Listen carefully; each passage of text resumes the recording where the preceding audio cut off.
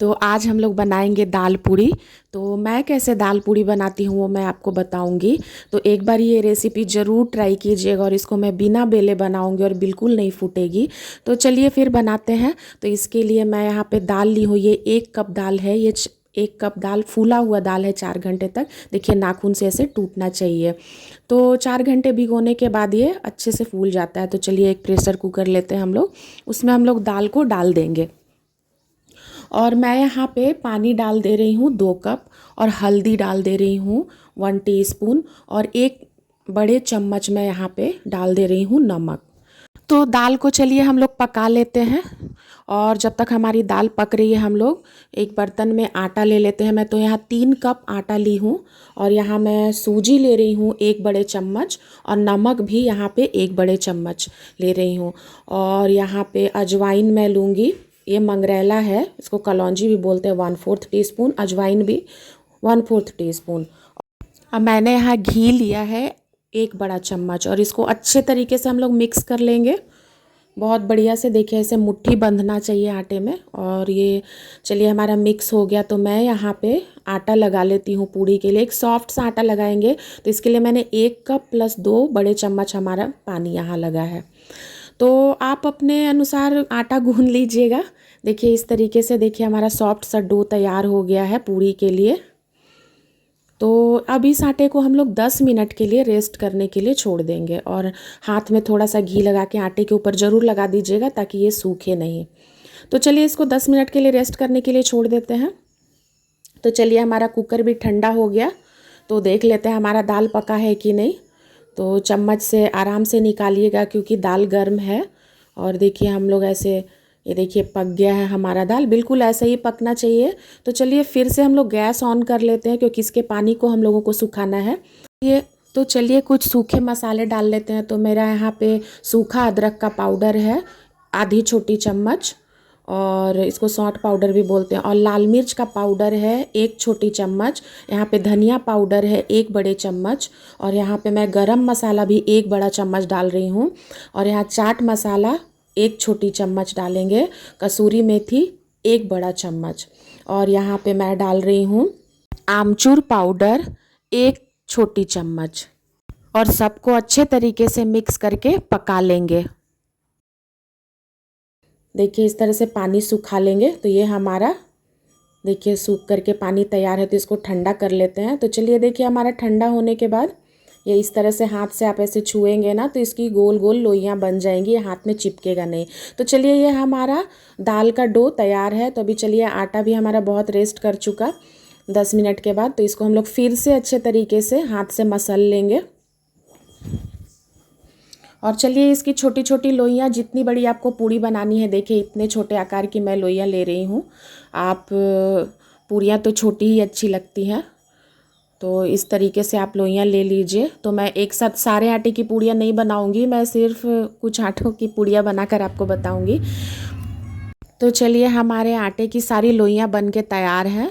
तो इसको हम लोग साइड में रख लेते हैं। और अब हम लोग बना लेते हैं जो दाल हम लोगों ने बनाया था ना, दाल का डो तैयार किया था, उसकी भी लोइयाँ बना लेते हैं। तो इसको आटे की लोई से थोड़ी सी छोटी हम लोग लोई रखेंगे, देखिए इस तरीके से। तो जितने आटे की लोइयाँ मैंने बनाई थी उतने ही दाल की भी लोइयाँ बना ले रही हूँ। तो चलिए फिर हम लोग देखिए दोनों हाथों की अंगूठों की मदद से हम लोग ऐसे ऐसे कटोरी का शेप बना लेंगे आटे की जो लोइयाँ थी उसमें। और उसमें हम लोग दाल के गोले को डाल देंगे इस तरीके से। देखिए दाल के बॉल को हम लोग अच्छे तरीके से डाल देंगे, इस तरह से चिपका देंगे। और हाथ की मदद से ऐसे दबा दबा के देखिए ऐसे इसको चपटा कर लेंगे, ये देखिए इस तरीके से। तो इसी तरीके से हम लोग सारा बॉल भर लेंगे, अंगूठे के मदद से गोल गोल कर लीजिएगा ऐसे। और उसमें हम लोग दाल के बॉल को अच्छे तरीके से इसमें भर देंगे। बिल्कुल दरारें नहीं आना चाहिए। तो ये बिल्कुल नहीं फटता है कढ़ाई में जाने के बाद। इस ट्रिक से आप कीजिए, बहुत बढ़िया बनेगा। तो चलिए फिर सारे बॉल हम लोग इस तरह से भर लेते हैं आटे के गोले में। तो हमारा तैयार हो गया। तो अभी हम लोग थोड़ा सा तेल लेते हैं और इसको मैं पूड़ी मेकर से बनाऊंगी और बिल्कुल नहीं फटेगा। तो पहला मैं आपको बनाकर बताऊंगी तवे पर सेकने वाला, पतला भी बन जाता है। तो चलिए पूड़ी मेकर को हम लोग अच्छे से पोंछ के इसमें ऑयल लगा लेते हैं इसके दोनों साइड में। और देखिए हम लोग एक आटे की लोई लेते हैं, इसके देखिए इस बीच इस ऐसे रखते हैं, बीचों बीच नहीं रखना है, और हल्का सा जोर से प्रेस करेंगे। देखिए ये फिर तवे पे भी इस तरह से, देखिए इतना पतला है, आप तवे पे भी इसको सेक सकते हैं। लेकिन मुझे बनाना है पूड़ी, तो चलिए हम लोग पूड़ी के लिए थोड़ा सा कम प्रेस करेंगे। देखिए हल्का सा प्रेस करेंगे तो देखिए हमारा ये देखिए पूड़ी तैयार हो गया। ये देखिए, और ये पतली भी बनी है, फटा भी नहीं है। तो इसी तरीके से हम लोग पूड़ी मेकर में ऐसे देखिए कितना अच्छा बना है, बिल्कुल नहीं फटा है और बहुत मोटा भी नहीं है और बहुत पतला भी नहीं है। देखिए तो इसी तरीके से सारी पूड़ियों को हम लोग पूड़ी मेकर में कर लेंगे। बहुत आसानी से हो जाता है, बेलने का भी झंझट नहीं होता है। तो एक बार ये मेरे तरीके से बनाइए। देखिए इस तरीके से आटे का डो अगर सॉफ्ट होगा ना तो पूड़ियाँ बिल्कुल नहीं फटेंगी, बहुत अच्छे तरीके से ये होगा, बनेगा। देखिए इस तरीके से, तो इस तरीके से सारी पूड़ियाँ हम लोग बना लेंगे। तो चलिए ये देखिए हमारा तैयार हो गई पूड़ियाँ बन के। तो इसको हम लोग तलेंगे। तो चलिए फिर हम लोग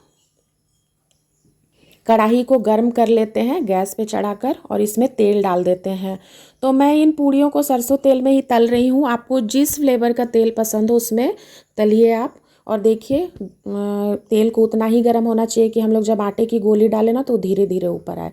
तो चलिए पूड़ियों को हम लोग तल लेते हैं इस तरह से डाल करके, और मीडियम टू लो फ्लेम पे ही पूड़ियों को तलिएगा, हाई फ्लेम पे नहीं तो अंदर कच्चा रह जाएगा।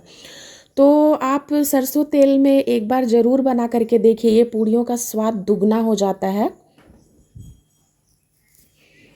ऐसे आपको जो तेल पसंद होगा उसमें पूड़ियाँ बना लीजिए। तो इस तरह से पलट उलट करके पूड़ियाँ आप अच्छे तरीके से सेक लीजिए, और सारी पूड़ियाँ फूलेंगी, बहुत अच्छे से फूलेंगी। तो एक बार ये आप ज़रूर बनाइए।